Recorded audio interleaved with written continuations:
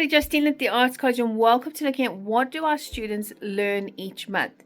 And particularly this month, our children have been learning a little bit of an introduction into architecture, but especially understanding what we call angled lines called triangulation, and simplifying in a form that they can apply it and use it. So here we've got where we're learning about lines and how they actually work and how they can then create their own bedrooms. But on top of that, they're also looking into what we call the beginning of designing their own rooms, designing their own homes, so that they can then apply their design to actual three-dimensional drawing. We're also going to be looking at light direction within faces and portraiture, and particularly using templates and looking at how we can bring that together with exploring through paints.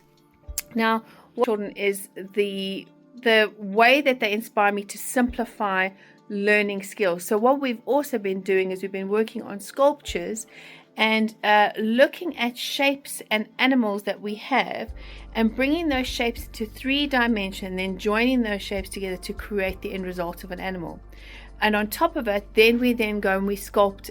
After sculpting, we then go and draw those animals. So interesting, where they're learning how to follow those step-by-step processes and shapes in order to get to the end result. So as are very inspiring, always teaching me how to be humble, to be the learner and not always the teacher.